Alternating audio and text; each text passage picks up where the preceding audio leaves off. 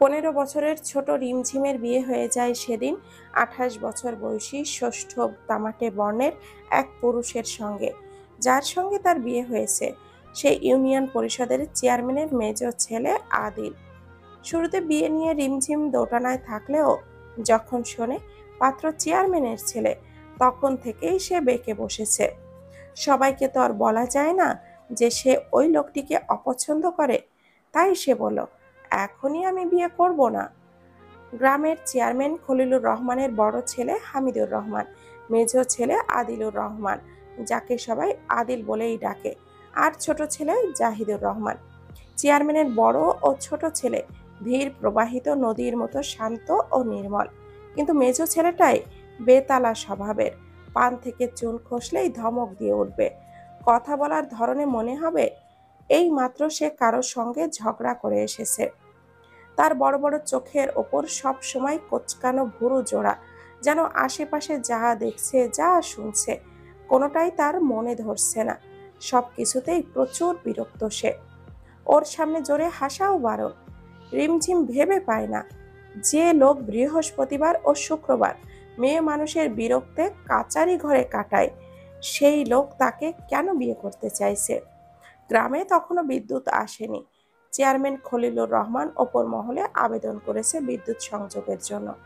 তিনি এবার তৃতীয়বারের মতো চেয়ারম্যান নির্বাচিত হয়েছেন। তার বদলতে গ্রামটা ধীরে ধীরে উন্নতির মুখ দেখছে। আগের তুলনায় মানুষ সুযোগ সুবিধা বেশি পাচ্ছে। ব্যবহারেও তিনি অমায়িক একজন লোক। বড় ও ছোট ছেলেরা বাবার মতো হলেও মেজোটা হয়েছে দাদির মতো, একেবারে খিটখিটে স্বভাবের।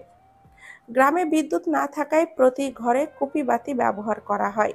তবে চেয়ারম্যান বাড়িতে তখন ব্যাটারি অ্যান্টেনা দিয়ে টিভি চলে। সেই টিভিতে সিডি চালিয়ে সিনেমা দেখানো হয়।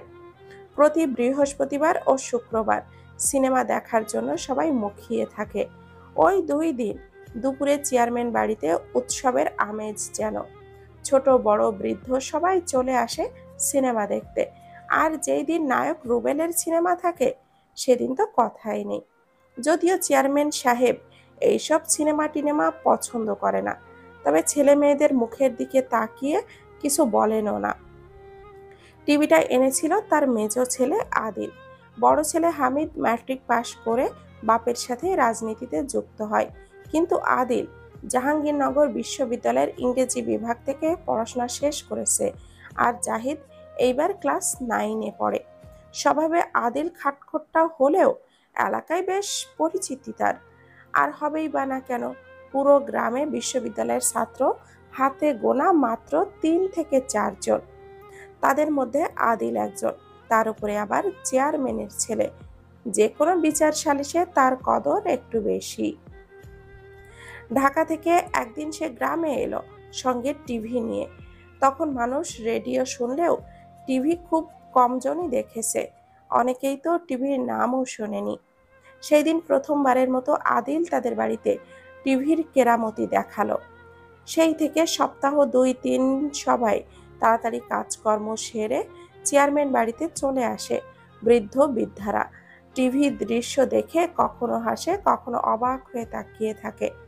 একদিন পাশের বাড়ির এক বৃদ্ধা দাদি শাবানা আলমগীর সিনেমা দেখে বললেন, আহা কি সোহাগ, কত সুন্দর কইরা বউ জামাইরে ভাত দিতাছে, আবার বাতাসও দিতাছে, জামাইটাও বউরে ভাত খাওয়াইয়া দিতাছে। আর 2 পোলার 2টা বউ খালি হারা দিন কাজ্জা করে। পোলা 2টা আইলে ওই 2টার কান ভারী করে। এমন কইরা ভাত দিলে বাতাস দিলেই তো জামাই গো সোহাগ পাইতো। পাশেই তার ছেলে আর ছেলের বউ বসা ছিল। দাদির কথায় তারা লজ্জায় মরি মরি অবস্থা। না পারে কিছু বলতে, আর না পারে কিছু সহ্য করতে। ছেলেরা বারবার ইশারায় থামতে বলছিল, কিন্তু তিনি শুনছিলেনই না। আরেকদিন এক বৃদ্ধা শাবনূর আর সালমান শাহের গানের রোমান্টিক দৃশ্য দেখে বলেন, ওই মাইয়া, তোর শরম করে না? জামাইয়ের লগে পিরিত করবা করো, তাই বলে এমন কইরা নাচতাছো কেন? আবার মাইনষেরে দেখাইতেছো? এই কথা শুনে উপস্থিত কিশোর কিশোরীরা খিলখিলিয়ে হেসে উঠল। আসলে সহজ সরল মানুষ তো এইসব বোঝে না। তারা ভাবে তারা কথা বললে টিভির মানুষগুলো শুনবে। চেয়ারম্যান সাহেব সবার সুবিধার জন্য টিভিটা ওনাদের হল রুমে এনে দিয়েছিলেন, যাতে করে গাদাগাদি করে বসতে না হয়। চেয়ারম্যানের বউ পাটি বিছিয়ে দেন।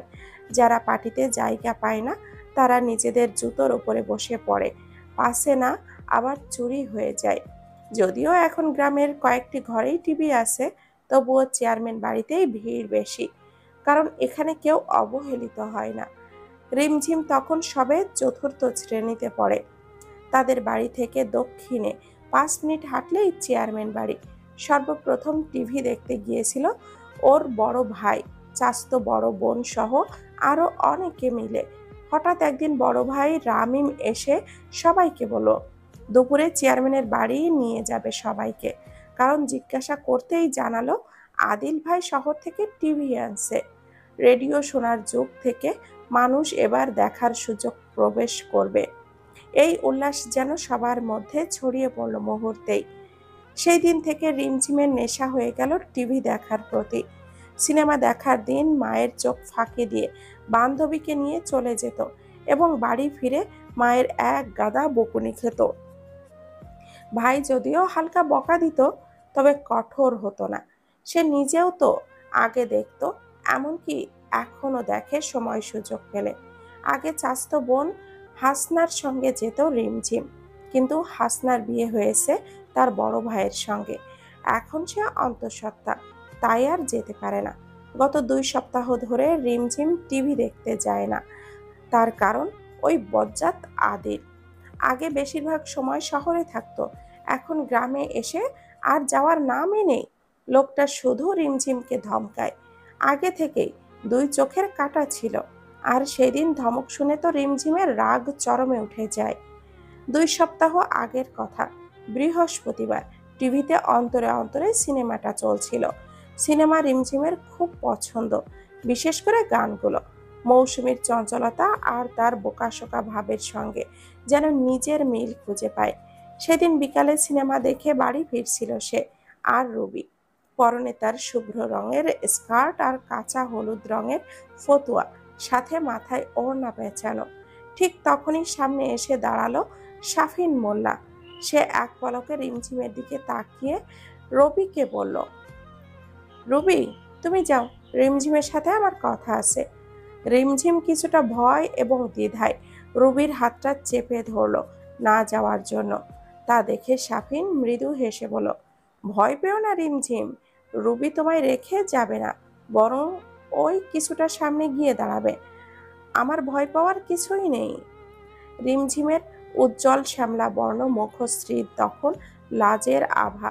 সিনেমা দেখার সময় শাফিন ভাই টিভির দিকে তাকিয়ে থাকার মাঝেই আর চোখে তার দিকে তাকায়, আবার মাঝে মধ্যে সরাসরিও তাকায়। তখন সে কি যে লজ্জা পায়। সমবয়সীরা তো মাঝে মাঝে এই নিয়ে তাকে খেপাতেও ভোলে না। কথা অনুযায়ী রুবি কিছুটা সামনে গিয়ে দাঁড়ালো। সূর্যি মামা পশ্চিম আকাশে হেলে পড়েছে। মানুষের আনাগোনা এখনো না থাকলেও কিছু সময় পরেই কৃষকেরা ক্ষেত থেকে বাড়ি ফিরবে এই রাস্তায়। তাই শাফিন তাড়াতাড়ি করে বলল, জানো রিমঝিম, তুমি না দেখতে অনেকটা মৌসুমীর মতো। আজকে সিনেমায় দেখলে না মৌসুমী কেমন সালমান শাহের মনে প্রেমে জাগিয়েছে, তেমনি তুমিও আমার মনে প্রেমের বীজ। কথাটুকু শেষ করতে পারল না শাফিন। কিছুটা দূরে ভ্যানের উপরে বসে থাকা লোকটিকে দেখে কথা গলাতেই আটকে রইল। ইতিমধ্যে রুবি রাস্তার পাশে প্রকাণ্ড চুড়ুই গাছের আড়ালে লুকিয়ে পড়েছে। রিমঝিমের লজ্জায় রাঙা মুখটা এতক্ষণে নিচের দিকে ছিল। শাফিনকে থেমে যেতে দেখে মুখ উঁচিয়ে তাকালো সে। দৃষ্টি অনুসরণ করে পেছনে ফিরতেই দেখলো একটা ভ্যান একদম কাছে এসে দাঁড়িয়েছে। মুহূর্তেই ওর চোখ মুখে ভয় ঝরিয়ে পড়ল। এই লোকটাকে আজকেই আসতে হলো, তাও আবার এই সময়। শাফিন ইতস্ত বোধ করছিল, মনে মনে আশঙ্কা জন্ম নিল, আদিল যদি কিছু বলে বসে। মাঝ রাস্তায় একটা মেয়ের সঙ্গে দাঁড়িয়ে কথা বলাই যদি প্রশ্ন তোলে। ঠিক তাই হলো। আদিলের গলা থেকে বেরিয়ে এলো শান্ত গম্ভীর অথচ শিরশিরে শীতল কণ্ঠস্বর, তোমাকে যে ভালো ছেলে ভাবতাম, এই নির্জন রাস্তায় দাঁড়িয়ে কথা বলার মতো সম্পর্ক তো তোমাদের নেই, তাহলে আমার জায়গায় অন্য কেউ এসে পড়ল। ঘটনা যে মুহূর্তে পুরোপুরি গ্রামে ছড়িয়ে পড়তো তা কি জানো? ওর বাবা মুন্সি মানুষ, সমাজে তার কতটা সম্মান সেটা কি বুঝতে পারছো? কয়েকদিন আগে তোমার কাকাতো বোন স্কুল থেকে এক ছেলের সঙ্গে পালিয়ে ফিরছিল। তারপর কি হলো? 1 সপ্তাহের মধ্যে তার বিয়ে দিতে হলো। সাফিন ধীর স্বরে বলল, ছেলেটা ওর বন্ধু ছিল, একই ক্লাসে পড়তো, পাশাপাশি বাড়ি। সেটা কি প্রথমে কেউ জানতো? সে প্রথমে দেখেছে, সে না জেনেই গুজব ছড়িয়েছে। আর তুই এতটা বেকুব যে এটা মাথায় এলো না এভাবে কেউ দেখে ফেললে কি হতে পারে? রিমঝিম মিনমিন করে বলল, উনি তো দাঁড় করালেন। দাঁড় করালেই দাঁড়াবি? কই, আমি তো দেখলাম না। তোকে হাত ধরে আটকে রেখেছে নাকি প্রেলাম মালাপ শুনে মনে রং লেগেছে? যা, এখনই বাড়ি যা। রিমঝিম দ্রুত পথে বাড়ির দিকে হাঁটা ধরল। 1 সেকেন্ডও দেরি হলেই এই লোক নির্ঘাত তাকে গালে চড় বসিয়ে দিবে। রিমঝিম দূরে চলে যেতেই আদিল তার দিকে আঙ্গুল তাক করে সাফিনকে বলল, রিমঝিম বৃষ্টি কেবল আমার আকাশেই ঝরবে, বোঝা গেল? সাফিন বোকার মতো কিছুক্ষণ তাকিয়ে রইল। যখন ব্যাপারটা বুঝতে পারল তখন আর আকাশটা মেঘশূন্য হয়ে গেল তার। বর্ষাকালে উত্তরের মেঘ যেমন দক্ষিণে সরে যায়, তেমনি সাফিনের আকাশের মেঘ এখন আদিলের আকাশে ভিড় করেছে। রিমঝিমকে তাহলে আদিল আগে থেকেই পছন্দ করে? এই ভেবেই সাফিনের মনটা ভারী হয়ে গেল। চেয়ারম্যানের ছেলের নজর যখন রিমঝিমের ওপর, তখন তার সুযোগ শূন্যেরও কম। রমিজ মুন্সি নিশ্চয়ই চেয়ারম্যানের শিক্ষিত সুদর্শন ধনী পরিবারের ছেলে রেখে তার মতো অর্ধ শিক্ষিত দরিদ্র ঘরের ছেলেকে জামাই করবেন না। তবে একটা স্বস্তি পেল এই ভেবে যে প্রেমটা হয়নি, না হলে তো আরো বেশি কষ্ট পেতে হতো তাকে।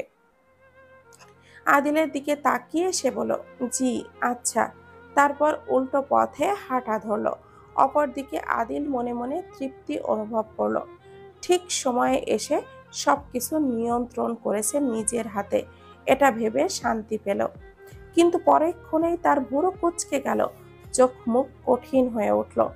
রিমঝিম সহসা রিমঝিমের সাহস এত বাড়ল কি করে?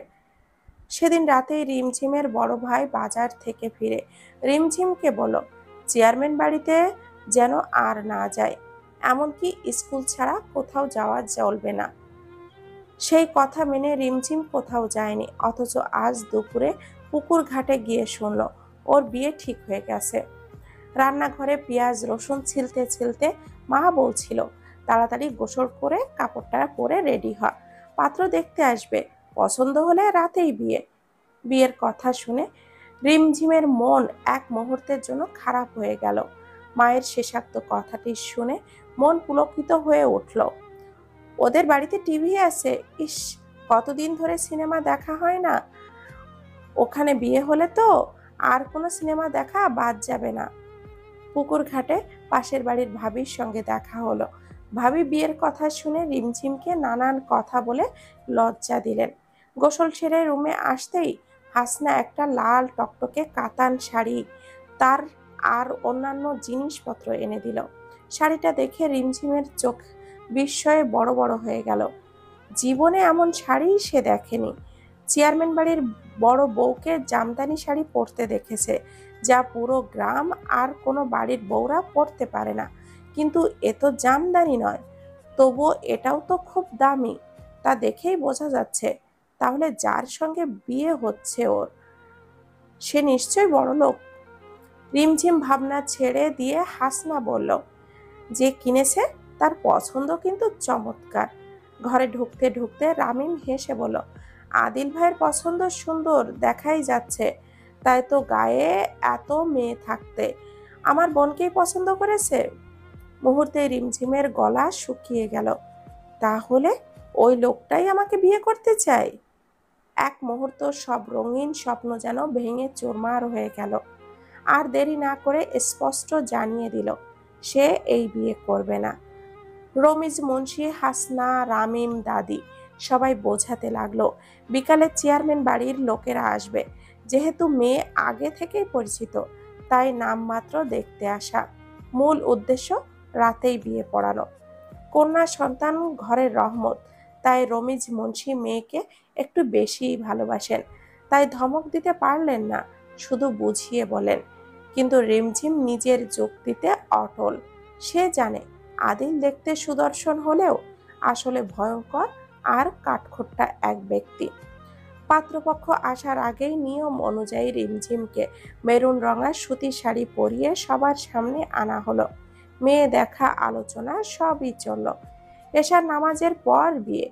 বিবাহ বিরোধী রিমঝিমের কাছে হাজারটা যুক্তি ছিল, কিন্তু কিছুই কাজে এলো না।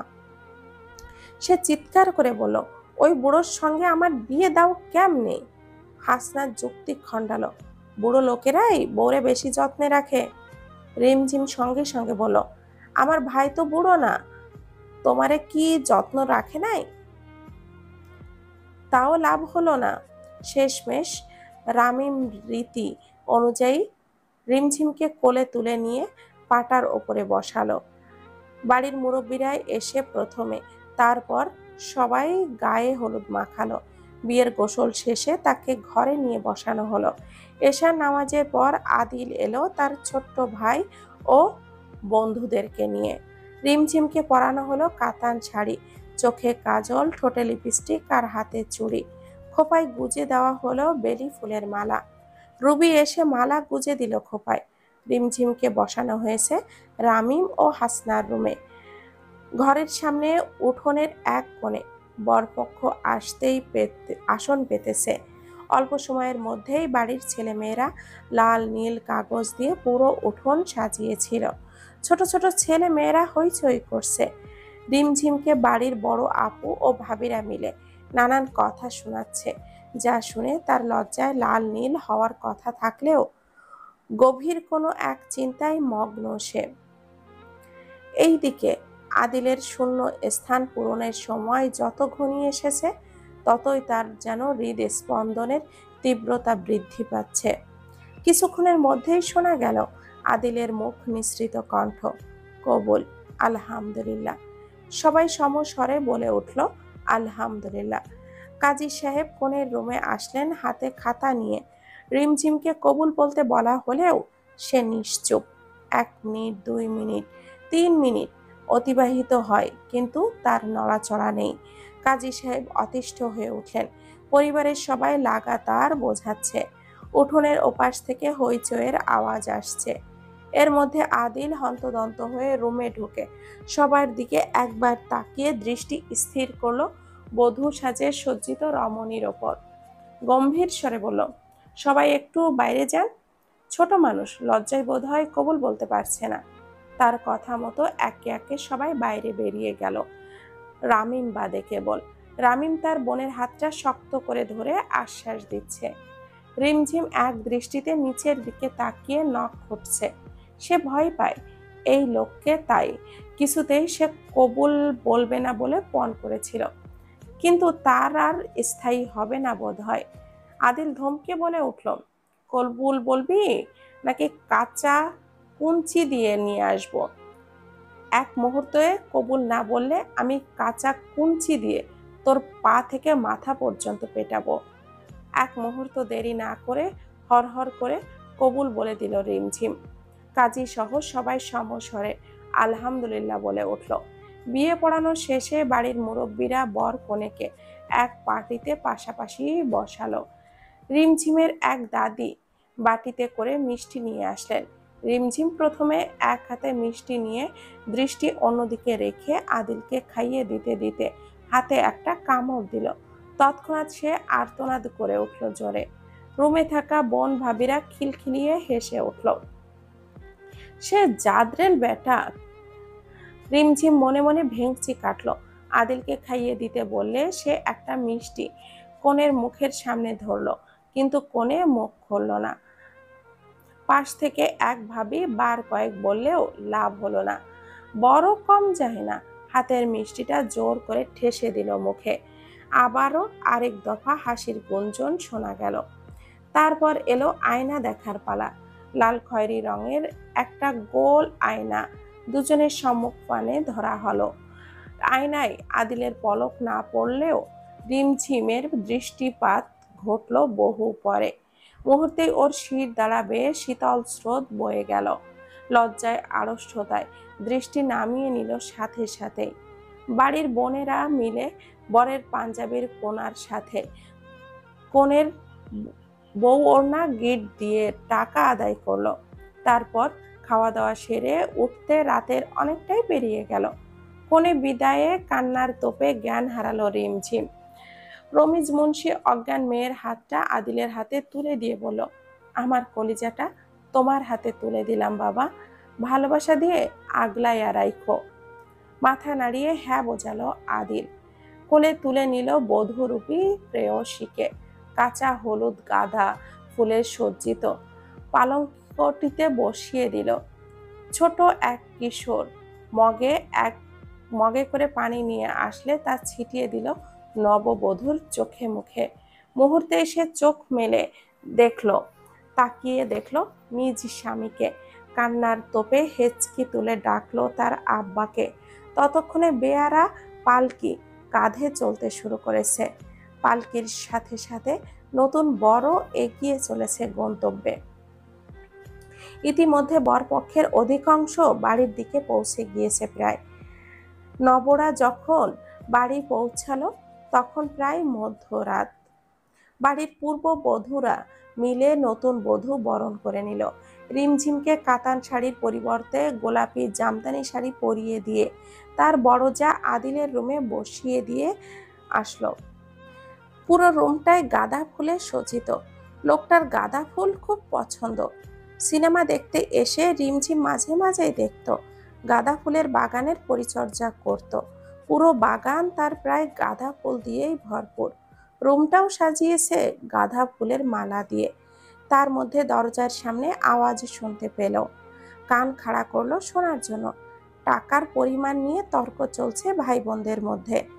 জীবনে দুটো কথার জায়গায় তিনটে কথা না বলা লোকটা টাকা নিয়ে ভাই বোনদের সাথে তর্ক করছে। আর তর্ক হবেই বা না কেন?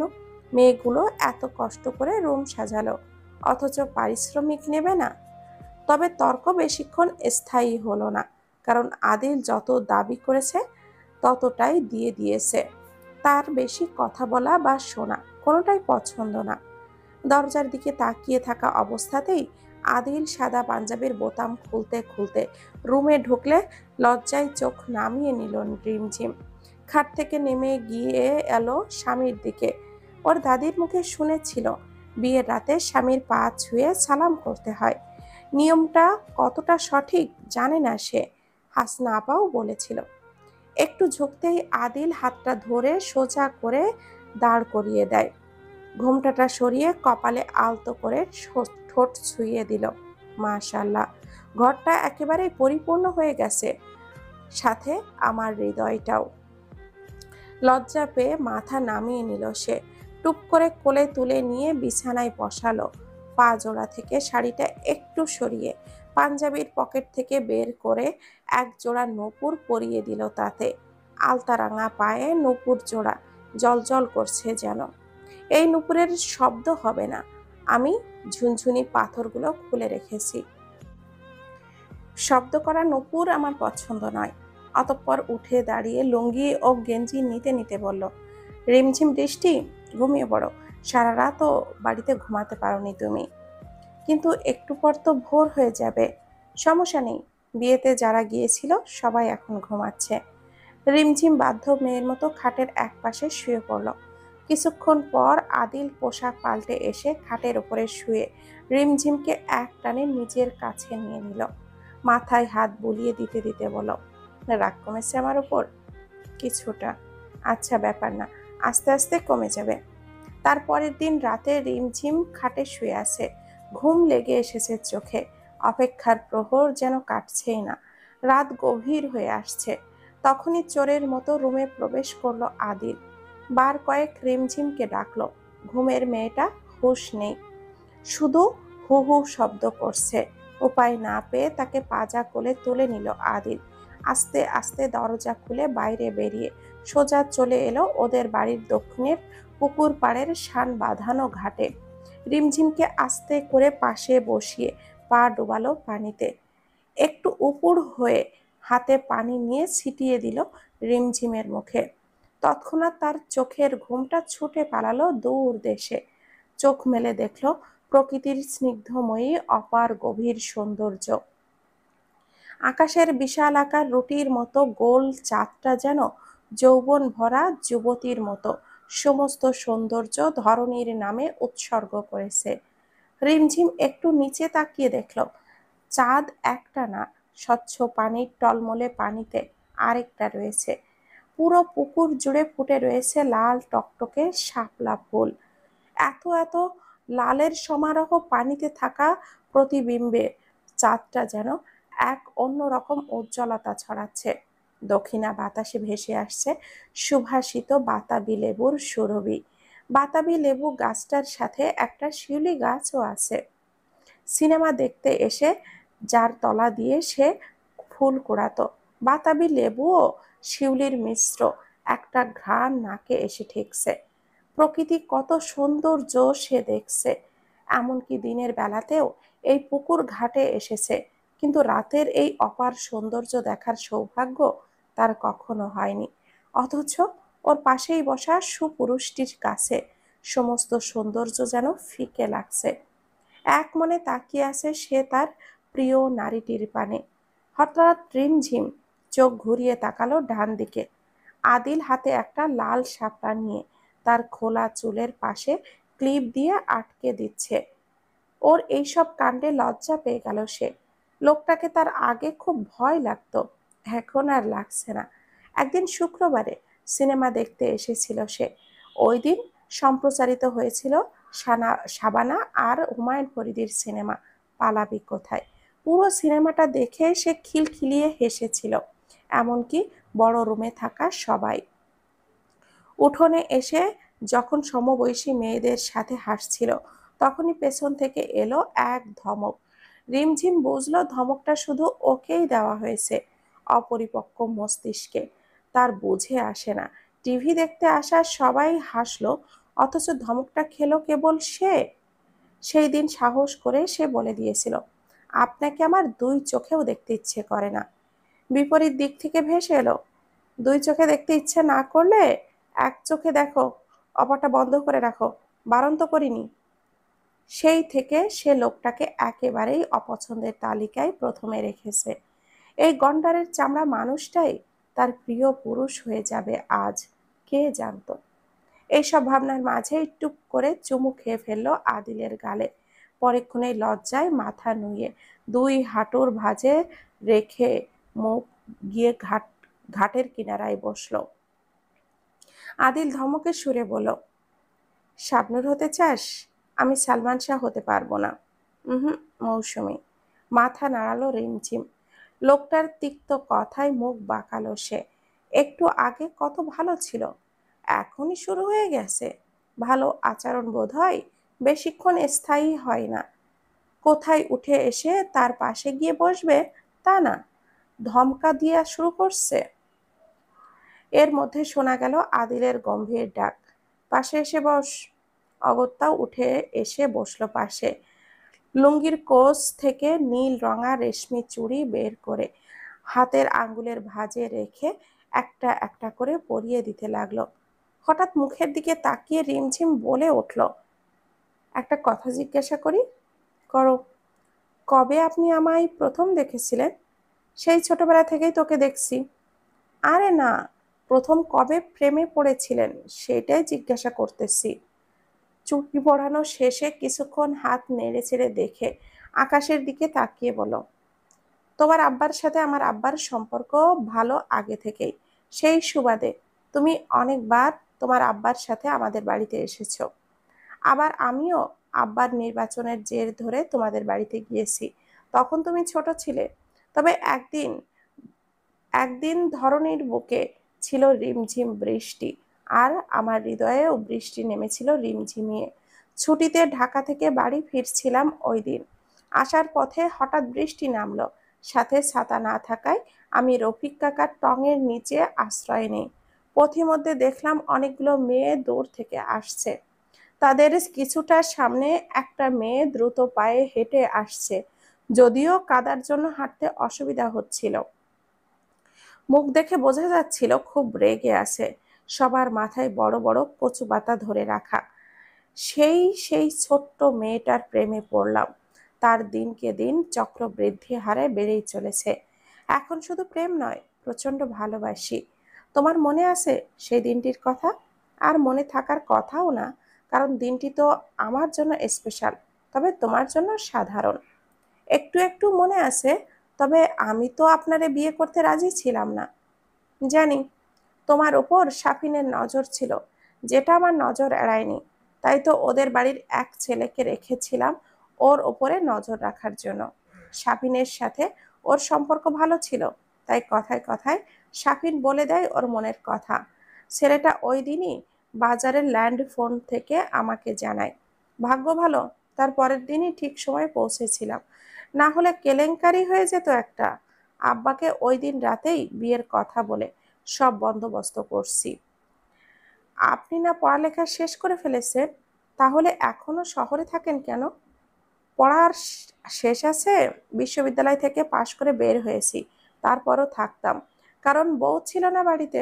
এখন চাঁদের মতো একটা বউ আছে, থাকতেই হবে। আর যাব না। তারপরে এক রাতের কথা, রিমঝিম শুয়ে আছে তার দাদির সাথে। বাপের বাড়ি নায়র এসেছে সে। তখন রাতের দ্বিতীয় প্রহর, অথচ তার চোখে ঘুম ধরা দিচ্ছে না। বিছানায় এপাশ ওপাশ করতেই সমস্যা। দাদি ধমক মারে, এই সেরি, নরস কেন? চুপ মাইরা শুয়ে থাক। হঠাৎ করে জানালার ওই পাশে শীষধ্বনি শোনা গেল। ভয়ের কাছে কৌতূহল জিতে গিয়ে রিমঝিম আস্তে করে বিছানা থেকে নেমে জানালার কাছে এগিয়ে গেল। সিটকিনি খুলে বাইরে তাকানোর চেষ্টা করতেই আকস্মিক একটা হাত ওর মুখ চেপে ধরল। ভয়ে ওর অন্তরাত্মা কেঁপে উঠলেও প্রিয় পুরুষের স্পর্শ চিনতে পেরে ঠোঁটে হাসি ফুটে উঠল মুহূর্তেই। আদিল ফিসফিসিয়ে ওর কানের কাছে আস্তে করে বলল, দাদি ঘুমিয়েছে। হুম। তুমি আস্তে করে দরজা খুলে বেরিয়ে আসো। নীলুদের বাড়ির উঠোনে গাজরি গানের আয়োজন করেছে। বড় ভাইয়া ও ভাবি নিয়ে গেছে। বাড়ির মহিলারা থাকবে। তোমাদের জন্য আলাদা বসার ব্যবস্থা করা হয়েছে। আফজাল কাকাই সব ব্যবস্থা করে দিয়েছে। তুমি না যেতে চাইছিলে? আপনি না সকালে দাদিরে বললেন নিয়ে যাইবেন না? আরে, দাদি আগের যুগের মানুষ, এই মাঝরাতে তোমায় বেরোতে দেবে না, তাই বলছিলাম। আচ্ছা, আসতেছি। বিছানার দিকে একবার তাকালো, তারপর ওড়নার মাথায় পেঁচিয়ে আস্তে করে খিল খুলে বেরিয়ে আসলো রিমঝিম। স্বামীর হাত ধরে বেরিয়ে পড়ল নীলুদের বাড়ির উদ্দেশ্যে। চাপানো দরজার দিকে তাকিয়ে মুচকি হাসল দাদি।